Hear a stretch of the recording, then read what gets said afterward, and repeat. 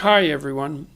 I'm in Australia and New Zealand, off to New Zealand in the next couple of days, and I thought I'd bring you up to date with a story that's been breaking there that's of some substantial interest and a certain degree of absurdity.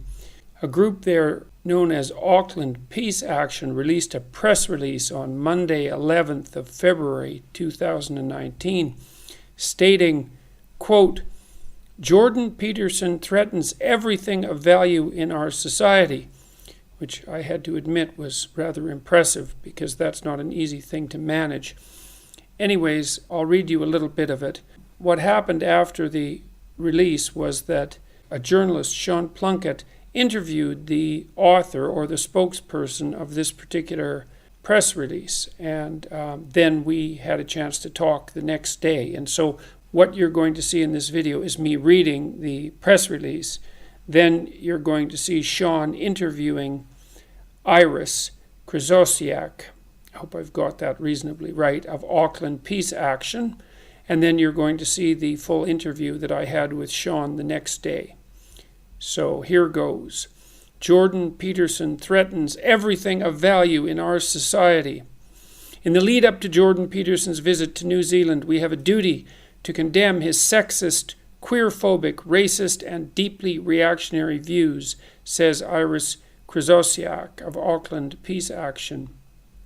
Jordan Peterson, professor of psychology at the University of Toronto, turned right-wing media celebrity, is in New Zealand to promote his book 12 Rules for Life. This book, while offering superficially useful life advice to an audience of disaffected white men, promotes a reactionary, misogynistic view of the world utterly in opposition to New Zealand values. While we as a country have many problems, we can be justly proud of our values of gender equality, egalitarianism, and social inclusivity, says Ms. Krzyzosiak. Jordan Peterson is actively trying to undermine these values. This is distinctly unhelpful. I won't read you the rest of it. You can find it at Scoop Politics if you're interested. And now we'll turn to Sean's interview with Iris and his analysis of her claims. So Iris, your group has come out with a press release yesterday that got some coverage saying Jordan Peterson threatens everything of value in our society. Why? Why does telling kids to clean their room up represent the end of civilization as we know it? What I would say as such is that telling kids to clean their room is probably not a bad thing. The issue comes with that is, pretty far from all that Jordan Peterson is doing. Not really. That's what his book's about. That's what he's promoting on his tour. Isn't it? I would say not. If you can, if you take a look at some of what's actually said in the book, and many of the media comments he has made elsewhere, it seems quite clear that he has some seriously problematic views. Name one. Okay, so let's see. Let's begin with so his interview with Camille Paglia, wherein he effectively has said that, he believes that in discussions with men, he knows how to, he knows where he stands more or less because his honor or something is backed by the threat of physical force. And his argument is that men can put, men are better at putting barriers around social interaction between each other because there is the implicit and underlying reality that if things get out of control when men have a conversation, there is the possibility of physical violence. And he says that subconscious check on how far or how, if you like, bitchy a conversation can get is tempered by that knowledge. I don't see, does that very suggestion or idea, which I know a lot of people agree with, does that threaten Western civilization and the very foundations and everything of value in our society? Well, I'm not going to speak about I won't speak about Western civilization and, whether that concept even makes sense. But if you consider something like, say, consider basically how that kind of statement is going to be read. I think it's going to be read by men saying, yeah, we need to think about, the differences, the biological and I guess behavioural differences between sexes. And we need to talk about these things honestly and openly if we're going to make progress on some of the issues of gender in our society. All right, but in a cultural milieu where, frankly, homosexuals are still getting beaten up, we have ridiculous rates of domestic partner violence. Yeah. Frankly, in the last few months... Just want to check, has Jordan Peterson, to your knowledge, ever beaten his wife or beaten up a homosexual? No. Has he ever advocated people beat their wives or beat homosexuals? I don't believe he has. No, so that'd be a no, right? Can I please, could I please continue? Yeah. So, the fact of the matter is that Jordan Peterson has a large platform. There are many people paying attention to him. Yeah. And if you're making statements in such a situation, it is vitally important that that the statements you make cannot be misread in such a way as to promote... Which is, he's hardly responsible for the misreading of his statements, is he? I would say that, look, everyone has made kind of, if you do it once, yes. If you do it repeatedly... Do what repeatedly? Talk about things you're interested in an open and intellectual way. That's all he does. Or do you think Iris, do you think he should be shut down? Do you think his ideas are too dangerous and he shouldn't be allowed to speak in New Zealand? I don't believe he should be shut down, hence why we're not doing that. The issue, however, is that his ideas are rather more problematic than I feel you're giving him credit for. Which ideas? Which ones specifically? That you should clean your room? That you should hold your shoulders back? That you should take responsibility for your own life? That people shouldn't be compelled by governments to use particular words in particular circumstances? Okay, but what about particular words in particular circumstances? Yes, I agree that it would be ridiculous to make the government to force, effectively to use the threat of governmental force to do that. Yeah. But the way the statements are being read in the media, including by some people... Yeah, well, he can't be responsible for the stupidity of people reading his statements, can he? Again, as I'm saying, so do you think that people are not responsible for... Do you feel that people are never responsible for the effects of the things they say? No, not particularly, but I'd also say that it would seem to me from my observation of the impact that Jordan Peterson has had on people's lives, that it's been overwhelmingly positive for a huge number of people, which is why he's so incredibly popular. I would point out that you can say the same thing about a lot of fascist movements. They have a very positive effect on the lives of many young men. Are you saying that he's a fascist? No, I'm not saying that he's a fascist. Okay, good. I am saying that he is exploiting a lot of the same kind of basic... How's he exploiting anything? He doesn't compel anyone to go to his talks, to look at his stuff on YouTube. How's that exploiting anyone? I'm not saying... I mean exploiting in the terms of he is using the same... he is using the same basic psychological mechanisms to build his base. Well, what base? He's just saying what he thinks and people happen to be interested. Are you suggesting he's running some campaign to destroy the Western world? Hardly. I just think I just think that he is a very irresponsible man who is making... Okay, well, let's talk about responsibility, shall we? And your group, Auckland Peace Action. You would like people not to go and see certain films, and you're happy to physically intercede to stop them seeing certain films. And in fact, your Wellington branch bought fake bombs to create terror in 2018 at a film festival and stop people watching a film about Ben Gurion, right? Is that right, Iris? Factually correct, so you're putting a very negative spin on it. I'm not. Well, it's just fact. I was just saying some facts, mate. I mean, that's the thing, though. So what do you think is a greater threat to our society?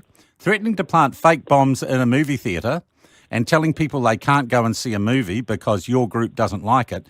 Do you think that's a greater threat to our society than Jordan Peterson book out a hall and say, pay some money and come and see me if you want?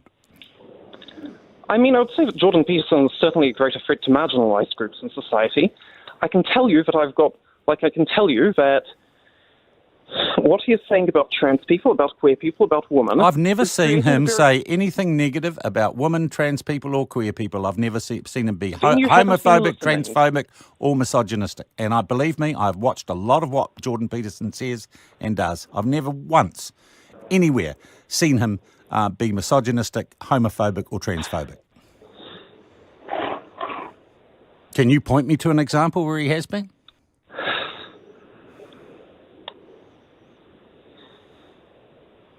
Iris? What do you mean by what in this case do you mean by an example? What I am saying is... An example where he in any way is misogynistic, homophobic, or transphobic.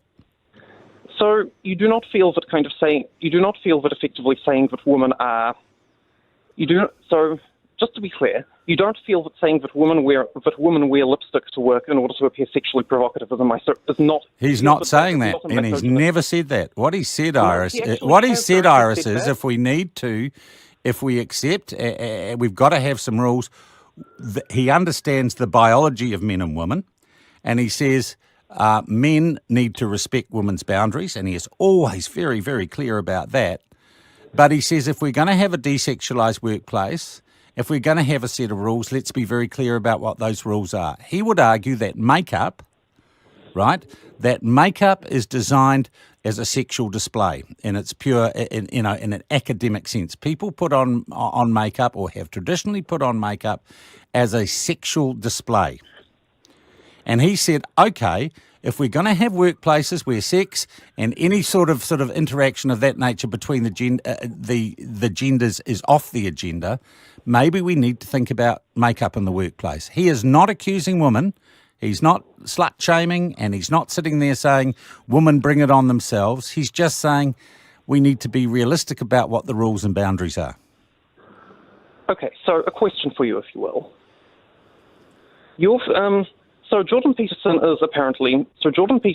says things which clearly are, which you clearly feel are, not problematic. Well, no, millions of people think is not problematic, and millions of people seem to think he's saying stuff that no one's had the balls to say for a while, and they're on board with him. Well, saying stuff that no one's had the balls to say is really pretty passé. It's frankly... Isn't it? That's what I'd say your movement prides itself on doing. Yes, but we aren't saying it simply to, because no one else has the balls to say it. We say it because we genuinely believe in our political position. And I'm sure that Jordan Peterson genuinely believes in his. And actually, to be honest, they seem more mainstream and less of a threat to society than buying fake bombs to scare people out of going to see a movie in New Zealand. So, just out of curiosity, how do you feel about... What kind of effect do you think that, say, bombing civilians has on society? Because that's what we're fundamentally about opposing. Okay. Are you saying Jordan Peterson bombs civilians? No, I'm not. What I'm saying... Then why, when we're talking about your press release about Jordan Peterson, would you bring that up? Well, why do you keep on bringing up stuff about, Because it's your group that put out the press release, and it's your group that bought fake bombs and said that people shouldn't go and see a movie you didn't like in a free country.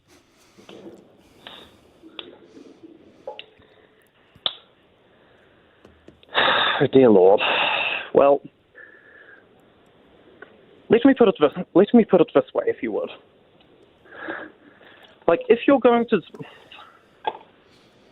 look, if you're judging us by the effect of, okay, how to phrase this? Iris, I might just be suggesting that your press release is a little bit over the top.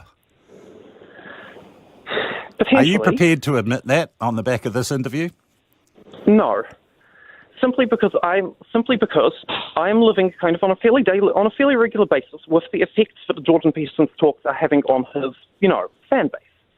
We are getting repeated, consistent harassment from Jordan Peterson fans. How do you know they're Jordan Peterson fans? Because they say so. So Jordan Peterson is inciting people to hate on you? Yes. He is inciting people to hate Give me an on example. minorities, Give me an example.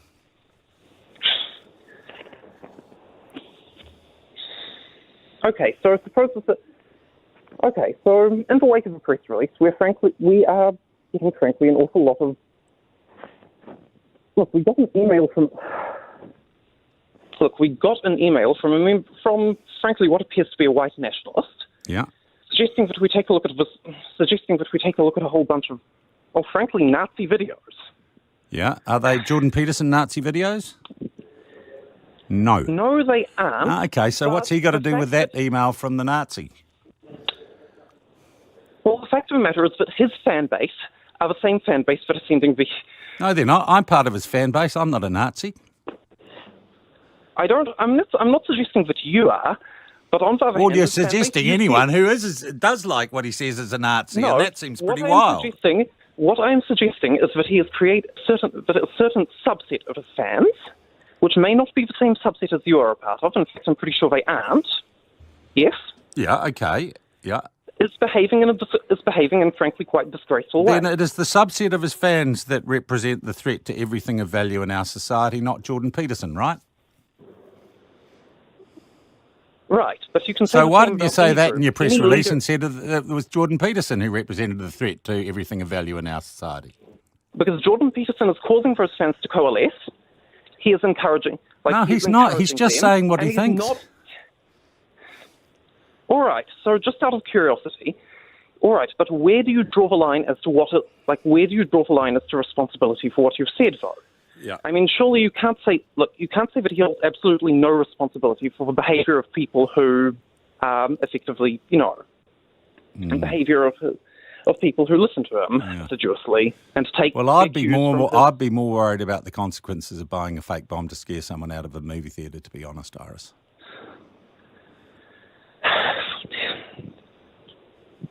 Look, and I hate to say it, I think most New Zealanders would as well.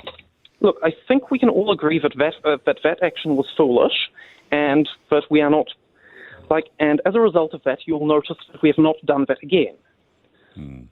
Jordan Peterson, on the other hand, is only doubling down on his positions, and he has which all seem to be quite reasonable. Many more resources, a much wider base of support.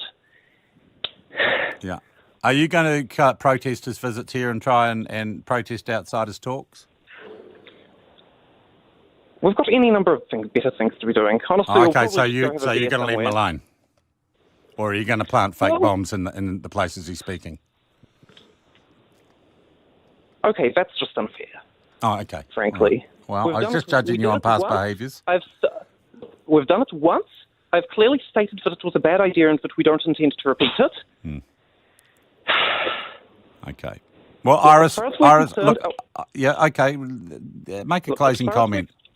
Look, as far as we're concerned, the best thing we can do in order to counteract Peterson is to make people aware of what his views are, what he has said, and how his fan base behaves. Yeah. And that's what we're doing. And all his views are very reasonable and seem to be having a positive effect on the massive number of people who are his fans. Well, Iris, yes, you would say that. Yeah, because it's the truth, Iris. I thank you for your time.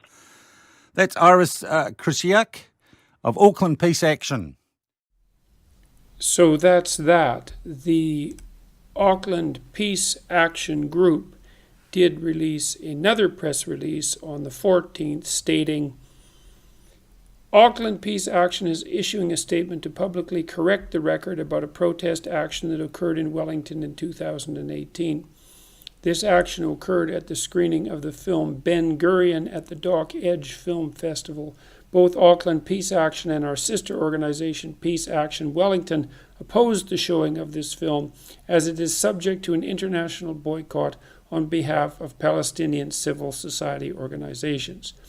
At both Wellington and Auckland screenings, the screenings were disrupted by activists with noisemakers and alarms. Subsequently, the Dock Edge director alleged that there was a fake bomb at the Wellington screening, and this was reported by New Hub. This was a complete lie. There was never ever any fake bomb of any sort whatsoever. NZ police attended both protests and were fully aware that the items in the theatres were noisemakers, as were the theatre goers. The theatre was not evacuated and no one was arrested.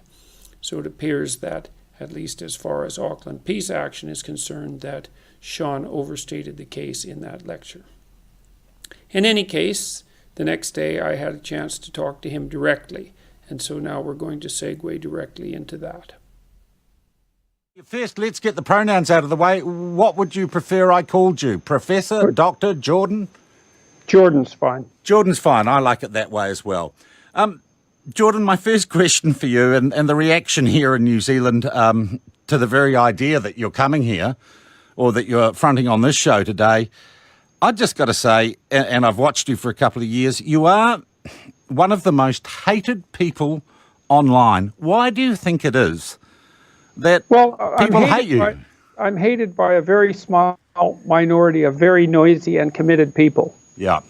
And so they're noisy and committed, and so they can make a lot of racket, and they are very good at it, and often professionally trained to do so. And they're very casual with their, what would you call it, epithets. I mean, I was listening to you introduce me, and you listed off about 20 terrible things that I might be, many of which were contradictory, but that doesn't seem to make any difference. Well, it seems hilarious. You kind of your celebrity gets co-opted from people on all sorts of parts of the political spectrum and extremes of the political spectrum, doesn't it? Well, I think there's some of that. I don't know if it gets co-opted too much on the radical left, let's say, although I certainly face the majority of my opposition from the radical left. But the radical right types are not very fond of me either. There was a new book written called Dianetics by a rather reprehensible individual named Vox Day, and if you want to find out what the ethno-nationalists think about me, that's a pretty good read. I wouldn't call it precisely complimentary. Look, on a personal level, and I'm someone who has fallen foul of the vagaries of Twitter pylons, but what's directed at you is at a whole different level, Jordan. And you've admitted, I know, that you have, well, not struggled, but you admit you've had episodes of depression in your life. I know people who have been horribly affected by the most minor pylon on social media. How do you, as an individual, take or channel that hatred to good? And I imagine it affects your family as well. Well, part of it is that I have a pretty solid family. You know, I have lots of people behind me. Like my wife is firmly behind me without hesitation. My children are behind me, and they're smart and mature, and my parents are behind me, and I have a good set of friends. And also, generally, I try not to talk about things that I don't know something about, which also helps. Yeah. So, and I'm not impressed with the sorts of ideological positions that have been put forth, especially by the left-wing radical types in the universities. And I understand what they're doing and why reasonably well. And I feel that whatever vitriol happens to be directed at me is trivial in terms of its danger in comparison to the overwhelming social danger that these ideologies are producing. And so better to do something about it now than to wait. Also, in a social media world that is dominated by extremism and hatred and vitriol, people I know who have watched you are literally dumbstruck by your ability to remain civil and to engage in debate without getting angry at those who often absolutely lambast you. I think I've only seen there was a debate you did with Stephen Fry where an American pastor had a go, and I think I saw some fire there. I think you were genuinely upset. But you seem to have a remarkable ability to play the ball, not the man or woman. Well, that debate, the monk debate that you're talking about, mostly I was upset about the foolishness. You know, the person I was debating with called me an angry white man. And it just struck me as so rhetorically foolish and inflammatory and unnecessary, all of those things at the same time. First of all, he was in Canada and not in the United States, and those sorts of statements actually don't go over very well in Canada. And my race had absolutely nothing to do with what we were talking about. And so it was just the kind of troublemaking statement that does nothing but make things worse. And I'm never happy when I see people behaving in a manner that only makes things worse. And so and I felt even, it's a funny thing, I can't say I exactly felt bad for him, but I thought it was so foolish of him to undermine his own credibility in that manner. It was just the sort of performance that removes all patience, you know, a bad rhetorical statement, an unnecessary racist comment, a rhetorical flourish that had nothing but counterproductive consequences, as you can see by the YouTube commentary. added nothing at all that was productive to the debate, didn't address the issues at hand, was a cheap method of scoring points, a way of playing victim. I mean, it was altogether a second-rate performance. And because he had academic pretensions, was a professor, I have a lot less patience for professors and professional journalists than I do for, other people. Because they're supposed to. Yeah. Well, that's their profession. I thought Stephen Fry was brilliant in that debate. And I did too, man. And he started out saying he didn't agree with a lot of what you said, but he was going to stand next to you and fight your side. And he also said, the world would be a much better place if everyone was less convinced of how right they were. Yeah, well, Stephen Fry is really something. It was a pleasure to meet him, and he's quite the remarkable person. So that was one of the very good things about that evening. We're going to take a break, Jordan, and then I want to talk to you about an interview I did yesterday, and if that's typical of the stuff that you get. That was quite the interview, man. We're with Dr. Jordan B. Peterson here on Magic Talk. Back in just a sec. And we're with Dr. Jordan B. Peterson, cultural phenomenon, and according to Auckland Peace Action, the biggest threat to New Zealand's way of life and civilization that, we've seen since the last earthquake. They came out earlier this week and threw a lot of labels at Dr. Peterson, and their spokesperson Iris, came on with me yesterday simply so I could ask them to, provide the proof of their accusations. I didn't think he did that well, or they did that well, Jordan. It was quite the remarkable interview. I think that, I don't know how many people have watched it, or listened to it, but I suspect quite a few, and it's no wonder because it was a feat of journalistic persistence, I would say, on your part.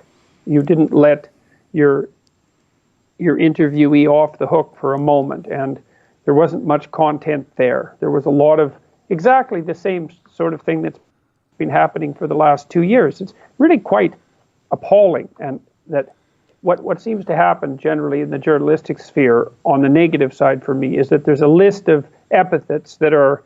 It's like all the radical leftists have a list of epithets that are sort of at hand. Maybe they have them on a little sticky on their computer. Misogynist, homophobe, Islamophobe, transphobe, bigot, racist. Then there's often some either Nazi... don't forget your cocaine addiction either. Implications or that. Or there's Jewish shill, which is another one that comes up now and then. And the idea seems to be that if you don't agree with what someone says, that you just lay out the longest possible list of pejoratives that your collective imagination can generate, and hope that one of them is sufficiently true in some sense because of something you once said that it sticks and you're done.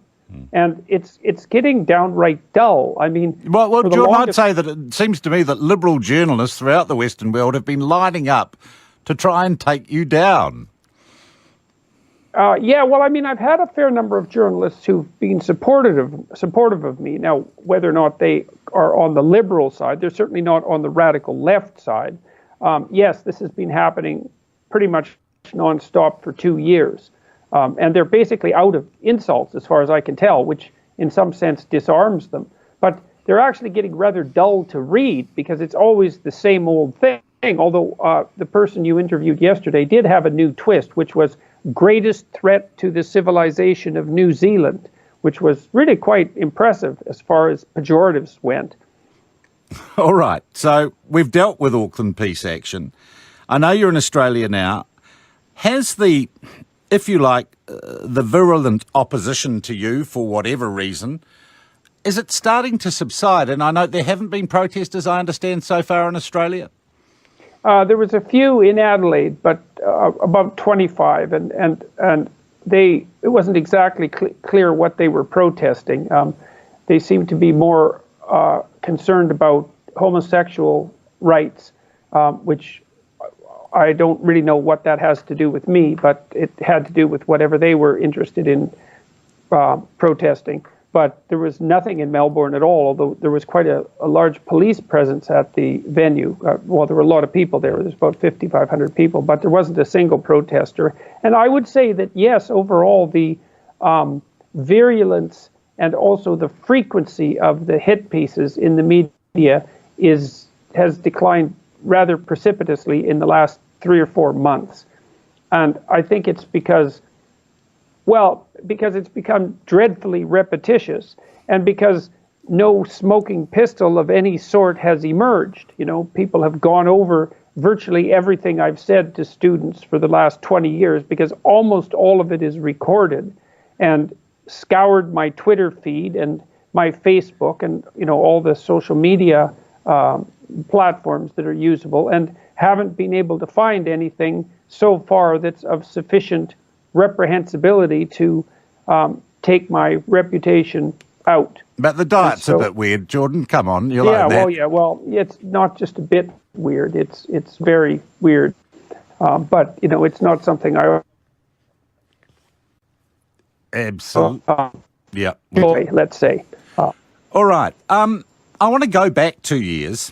And in many ways, I look at you, and if I was going to put you in a fable, you're the guy who said the emperor has no clothes, the emperor of wokeness, of political correctness, of third-wave feminism.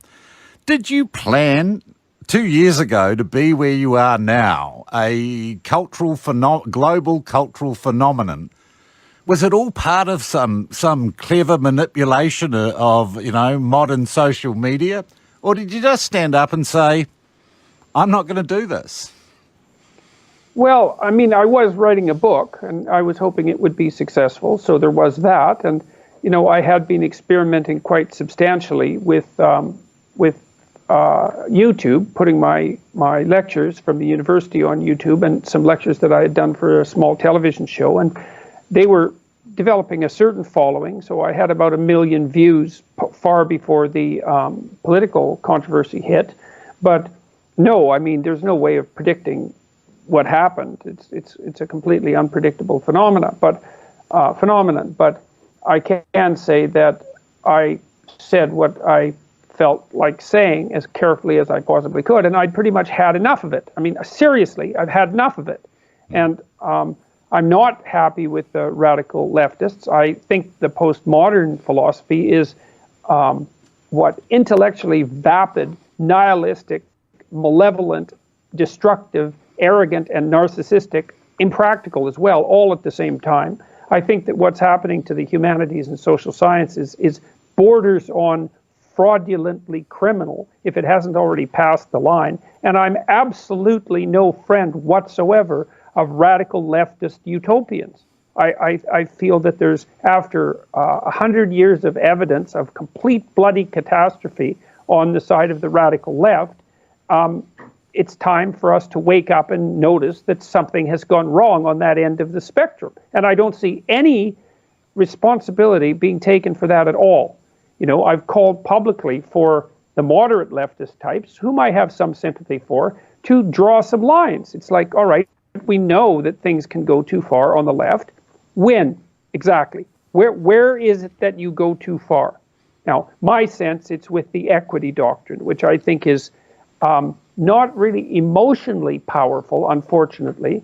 It doesn't have that kick that's necessary to make something really stick in the memory. But I think the idea of equality of outcome is dangerous beyond comprehension. All right. I want to talk about a few things going on in New Zealand, which is, part of the culture war. We're part of the global community, and we're connected online.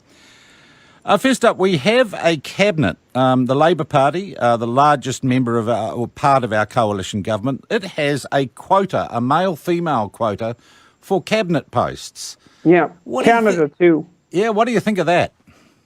I think there's absolutely no excuse for it.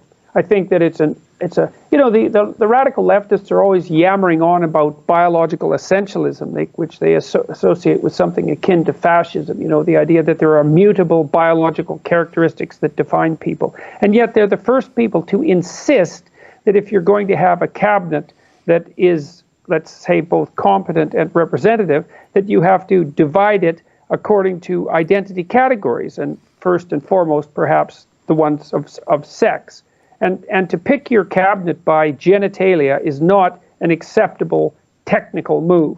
And exactly the same thing happened in Canada, where 25% of our major parties' elected officials were female, but 50% of the cabinet members ended up being female. And all that means, what that certainly means, is that the most qualified people were not selected, because it's statistically impossible for them to have been selected. It was cheap virtue signaling.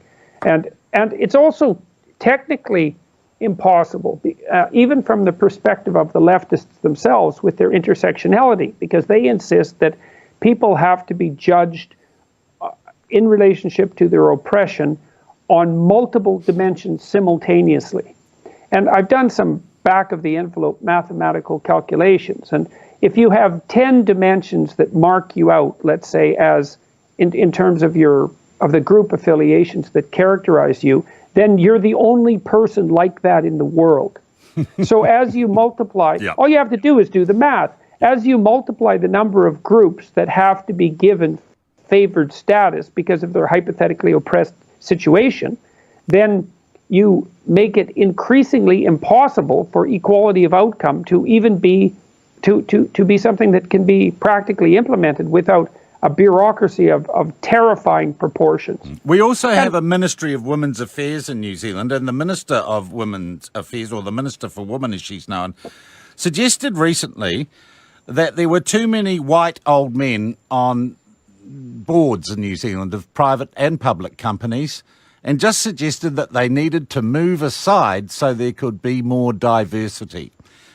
Your response to that suggestion? Well, what's her racial and ethnic background, just out of curiosity? I think she's born in America, Julianne Genter. She's a member of our Green Party here. Is she white? Yes. Well, maybe it's time for her to bloody well move aside and let someone who isn't white have her position. All right. So I'm taking it you don't agree with Julianne Genter. Well, there's also, look, they've tried this in Scandinavia where they've put quotas for females on boards. And part of the idea was that if you did that you would increase the rate at which women would move through managerial and administrative status rankings. And that has had zero success. Their suggestion also is, Jordan, that actually women can somehow up the financial performance of companies. Yeah. Sure. So you don't believe those stats, that research? Well, there's no evidence for that. What elevates the financial productivity of companies is quite clear. Trait conscientiousness, which is a marker for integrity and trustworthiness and diligence and dutifulness, is a very good predictor of long-term economic productivity, and so is general cognitive ability. And that holds across sexes and races. And the reason for that, and this is the non-racist and non-sexist way of looking at the world, by the way, is that there is far more difference between individuals within groups than there are between groups. Because look, the fundamental racist, sexist, ethnocentric proposition is that there are more differences between groups of people than there are within groups of people. Yeah. That's essentially the racist doctrine. Yeah. And so we need some black people because, all those black people are the same. And unless we have a voice or two from a black person, then we don't have that set of identity issues represented. Well, it's just simply not the case, because most of the diversity comes at the level of individual personality and temperament. And the literature on that is crystal clear. These are pseudo-intellectual claims made by people on the radical left, and they're very dangerous because they're easily shifted into the sorts of things that the radical right likes to enjoy, which is, oh, I see, there are immutable differences between the sexes and the races, and they're of substantial import, and that we need to take them into account when we're what would you say, formulating such things as immigration policy. So no, there's no evidence that those claims are correct. And there's counter evidence for much of it. For example, in Scandinavia, and this is as close to psychological fact as any facts that exist, is that as you increase equality of opportunity, which means you open the doors for more and more people, and especially, let's say, with regards to sex, and that's had a big effect because, of course, there's far more women in the workforce than there than there once was. You increase the degree to which outcomes differ on multiple dimensions. And that's partly, there's a variety of reasons for that, at least a dozen, and they're all important. One of which is that women, especially once they hit their 30s, prefer to work part-time. And that's not bad or wrong. And it's certainly not an indication of systemic sexism. So the radical types like to have one explanation. Everyone isn't exactly the same with regards to outcome. Therefore, the system is a corrupt patriarchy. It's like you can learn that in 1 minute in a propaganda course in university, and then you have an answer for every problem that ever besets you politically for the rest of your life. And there's no excuse for it. It's appalling scholarship. I want to come back to that point. The other thing, proposed bill we have before our Parliament is the idea of sex self-identification to make it easier for people to alter their birth certificates if they choose to identify as anything other than the sex they were born as. Your views on that sort of legislation? Well, the first thing I would say, it might be useful to really address some important problems. That would be the first thing, because you're dealing with an absolutely tiny minority of people. Not that that's completely without import. But the second thing is it has to be thought through. And it's not. I mean, I don't know if you've been following. Oh, we just having a little hiccup there. And we're talking to Dr. Jordan B. Peterson, who's joining us from Skype from Sydney. Jordan, we were talking about sex self-identification changes or proposed reforms in New Zealand. You said, firstly, it's a tiny number of people affected. And secondly, you say we need to think it through. In what way? Well, one of the things that's happened, for example, so really what this is an attempt by a certain ideological movement to put forth the insistence that sex is only a sociological construct, that it's only something learned, and so that it can be changed at whim, which is also a strange thing, because if it's learned, it can't really be changed at whim. And also, if it's learned, it could be unlearned, which is something that the people who are putting this legislation forward aren't really thinking through, because that opens up the opportunity for people who would like to reform people who would like to change their gender back to, say, normative behavior, because if it's learned, it can be unlearned. But more importantly, sex roles are not only learned, they're partly learned. And there's plenty of biological differences between men and women. And many of them aren't trivial. Like, men and women are more the same than they are different. But the differences are quite marked at the extremes. And so what we're seeing partly as a consequence of this now is the movement of, say, trans women into female sports. You saw this in Minnesota just the other day, I think it was Minnesota, where a newly transitioned trans woman has been shattering the weightlifting records for women's sport in Minnesota. And indeed, we've had this issue here with a Commonwealth Games competitor who was a former male. Yes, well, it's absolutely insane. You know, I mean, first, the fact that it's allowed to begin with is beyond comprehension. It's a real sign of cultural insanity. And the second is that psychologically, it's almost incomprehensible. I can't imagine how you could be a man who transformed himself into a woman in all the ways that that's possible, and then decided to go compete in a high-level sports arena with women who've been training their whole lives to hit the peak of their ability, and then to absolutely bloody demolish them, say, after a year of work, and then to tout that as some sort of victory for the oppressed. It's completely, it's narcissistic beyond comprehension. And it's a sign of what happens when you don't carefully think things through. All sorts of unexpected consequences tend to manifest themselves. And you see the same thing happening now with rapid onset gender dysphoria and the treatment of very young people with very powerful hormonal and surgical techniques designed to permanently alter their psychophysiological structure. And we're going to pay for this in a big way in 15 years when these kids grow up and hit adulthood and start tossing out lawsuits, as they certainly will and should. We're going to look back and wonder just exactly what the hell was wrong with us. So it's driven by this ideology that's been formulated by people like Judith Butler, who absolutely insist, because they have no biological knowledge whatsoever, that all the differences between men and women are socially constructed. And it's just... Which is absolutely not true. True, absolutely. In general terms, Jordan, and we have it in this country and indeed everywhere, we look at the millennial generation. They get a bit of stick here. They're called snowflakes. They seem to get outraged not only on their own behalf, but on behalf of others at the drop of a hat. And they use social media, as elsewhere in the world, to call out the things they find offensive or that hurt their feelings. Do you think there is a collective generational psychosis occurring because of social media? I don't know if the millennial generation is any less sane than the baby boomers. I mean, the baby boomers had plenty of trouble and they caused plenty of grief and misery in the 1960s and experimented, crazily with psychedelic drugs and a wild lifestyle and promiscuous sex and all of those things. And I don't think the millennials are any worse or any better. I do think that there is a small subset of them who are rather dependent and rather narcissistic, and who are being encouraged in both of those by reprehensible adults in positions of authority, primarily in the universities, to make the most of their victimhood feelings and status.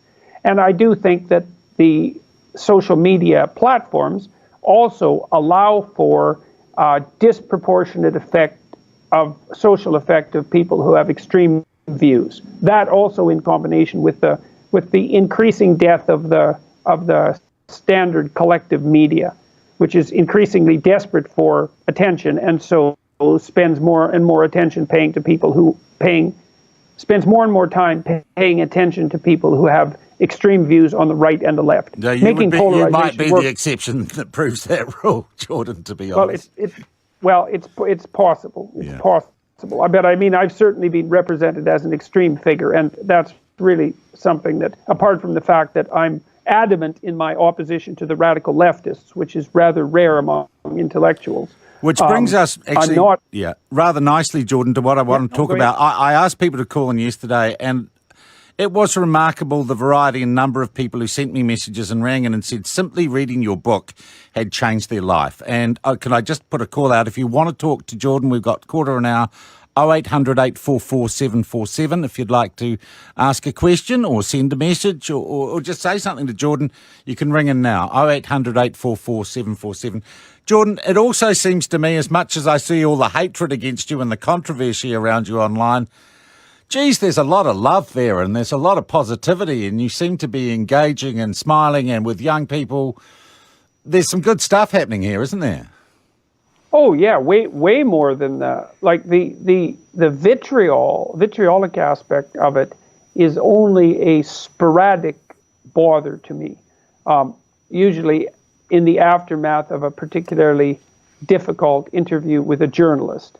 But the tour, I mean, I've been to about 140 cities now around the world, and the average audience size is, it's varied between 2,500 and 8,000. With, I would say, an average of about 2,500 to 3,000. And the events are unbelievably positive. So most of the time I'm surrounded by nothing but positive responses. And when I go out on the street now, wherever I go, in a typical hour, I'll be stopped by 6 or 7 people. They're usually young men, because the media has convinced young women. Funny, actually, I was going to say yesterday we had just as many young women and middle-aged women and middle-aged men ringing in. Well, that's good. I think that's changed to some degree because of the book. But all of the interactions that I have with people on the street or in airports or so on, they're all incredibly positive. People are very polite. They come up. They're usually apologetic for interrupting. They introduce themselves. They tell me that watching my lectures or listening to the audio or reading the book has changed their life. They usually tell me a story about what's changed. They have a better job. Well, let's do that in real time right now. Jordan, say hello to Rachel. Hello, Rachel. Oh, kia ora, Jordan. I'm very nervous to be talking to you, and I'm going to not be very good at being precise in my speech. I'm going to keep it very brief and just say thank you is all I wanted to say. I'm one of the people whose life has been changed immeasurably by your book and your lectures, and everything that you stand for has really had a massive positive influence on me. So I just wanted to tell you how grateful I am. So what's changed? It would take a very long time to get into it, but I have struggled with mental health issues for the majority of my life since puberty. I'm 30 now, and I've been through every type of treatment, counselling, therapy, medication, everything you can think of. And, things have helped me briefly for a little while and got better and got worse again. But your book, I guess it's the adoption of personal responsibility more than anything else.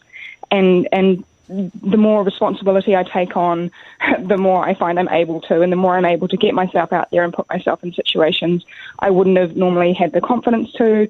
I'm standing up straighter. I'm not that great at keeping my room tidy yet, but I'm working on it. Little things, everything just bit by bit. The more I take on, the better it gets. Yes, well, that's a good rule. That's a good rule. That's a good psychotherapeutic rule, is the more that you take on without overloading yourself, because you have to be sensible about it, the more you find that you have abilities that will manifest themselves that had been hidden up to that point because of fear and avoidance. And so more power to you as far as I'm concerned. And I'm very glad to hear that what I've been doing has been helpful. Good on you, Rachel. Murray, welcome. Thank you very much for this opportunity. Doctor, I was staring into the abyss, and now I'm not. I move through my life now purposefully. I consider every action and its reaction. I treat myself like I'm someone I care for. Great. It's been a revelation to me encountering you. I was in a very, very, very dark place, and somehow I found you online. I don't know if it was through Dave Rubin or whether it was Shapiro or I'm not quite sure how it happened, but I've seen your lectures, I've listened to it, your maps of meaning, your lectures on Genesis, and it's just been a remarkable turnaround in my life and my family's life. And I just want to say thank you. Hey, man, I'm thrilled to hear it. So do you have any sense of what in particular did it? Like, what was it that struck you? I think it was just the purposeful way that you spoke, and it was just such plain English. It was, as you've described previously, there was some the rules are sort of cliches, but they hadn't been spoken of in a very long time.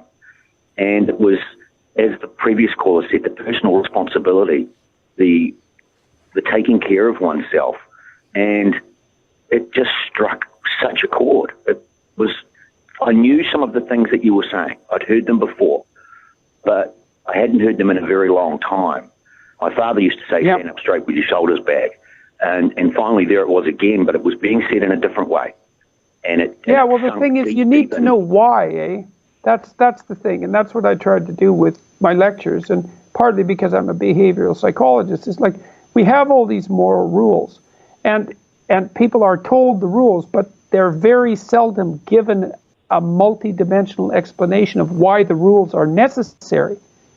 It's, well, you should do it because that's what people do, or that's because, that's what good people do, or it's your responsibility. And all those things are true, but an explanation of why it's true and how it's related to the responsibility that gives your life meaning and also improves the world, your family, and the community. That's often lacking, and so that's what I was trying to provide, and in as clear and in English as clear as I could manage it. And so, I've tried to make it practical and useful for people, and I'm really very, very happy to hear that it's worked for you and for your family. I'm thrilled to hear it, as I always am when I hear a story like that. Peter joins us now. Welcome, Peter. How you doing there? Hello, Dr. Peterson. Hey, hello, how are you doing, Peter? Very, very well. Hey, have you, in a moment of self-reflection, had a look back on this amazing and astounding following you've created and wondered where it's going to end up? Because at the risk of sounding oxymoronic, you're probably the closest thing a secular humanist has to a messiah?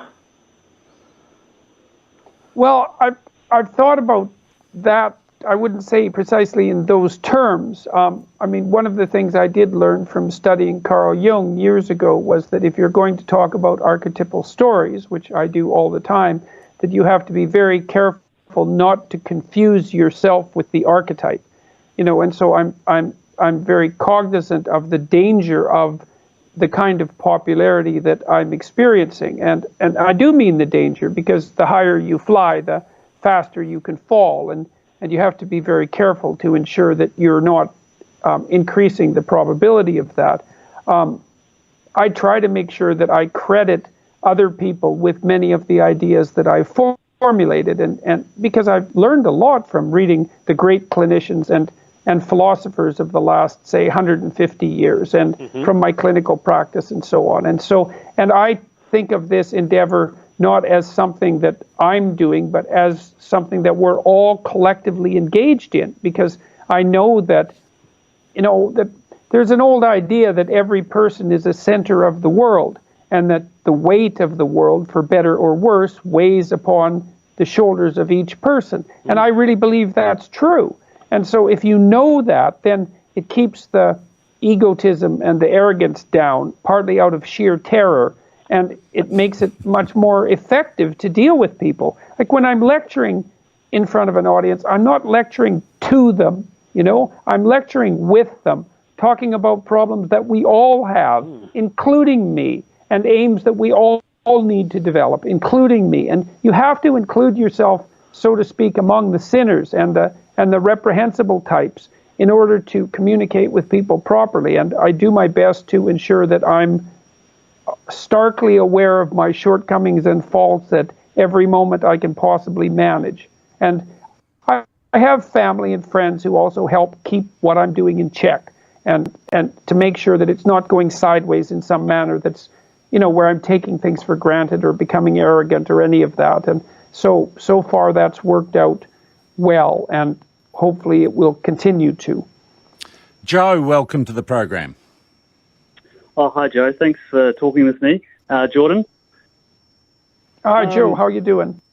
Good, thank you. So I'm a young academic in New Zealand, and one of the problems, well, one of the obsessions I would say we have in universities is our focus on race and gender.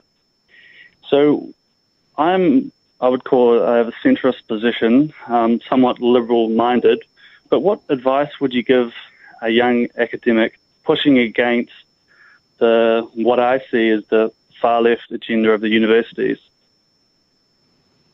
Well, the first thing I would say is there are a lot more moderate types of your sort than you think. And so if you're a careful person and you're thinking things through and you have things to object to, you can be sure, virtually sure, that a majority of people agree with you, even though they're too cowed, let's say, to speak up. I would say get your thoughts in order, you know, so you know what you stand for. And then I would also say don't agree with anything that you don't agree with, because all that'll happen, and you're a young academic, all that will happen if you compromise your intellectual soul, like increment by increment over the next 10 years, is that you will end up alcoholic and bitter, hating your job, despised by your undergraduates, and absolutely sick of your existence. And you got to keep that really firmly in mind, because every time you're called upon to stand forth for something you believe in, it's a test of character and courage. And it's easy to put it off because it's a lot of trouble. You know, it's a lot of conflict. And you might think, oh God, do I really have to go through with this? I've got other things to do. And if the answer is, well, I better stand up for what I believe in now, because if I keep letting it go increment by increment for the next 10 years, I'm going to end up in a position that is absolutely dreadful. You know, you'll be much older than you need to be. And all of the thrill that should be part of teaching young people and doing research and staying on the cutting edge of knowledge, all of that will have been taken away by the ideologues who already know everything and insist that they get to regulate what you think and say. So better to have the small fights one by one. Var, you are the lucky last of the callers. Jordan's with you. Yes. Dr. Jordan Peterson, you are awesome, man. I read your book. I've been following you. I'm a student of psychology and philosophy myself. I did a degree and I'm doing my post this year.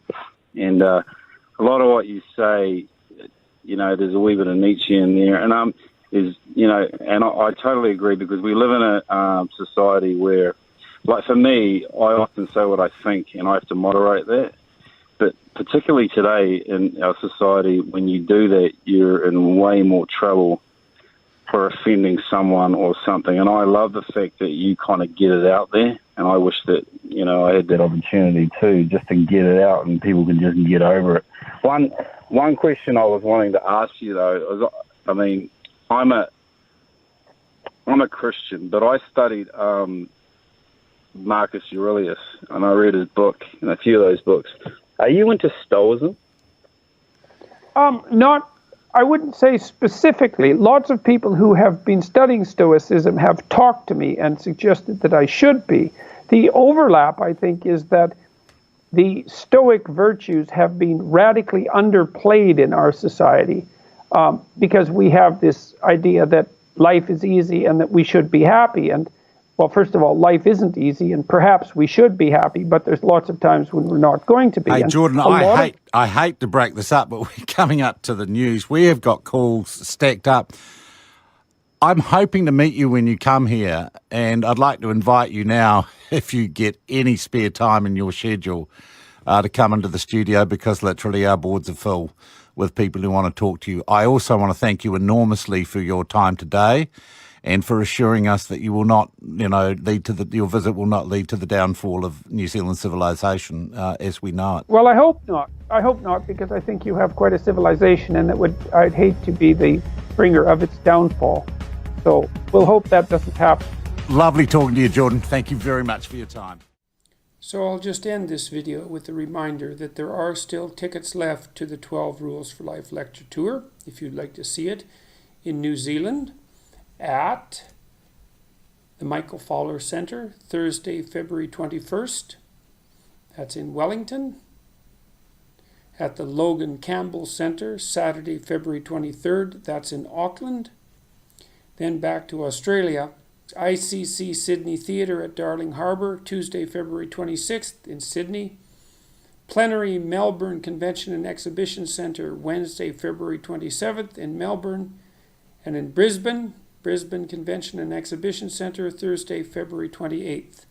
You can find information about those tickets at jordanbpeterson.com/events. That's jordanbpeterson.com/events. Hope to see you there. Thank you very much. Bye-bye.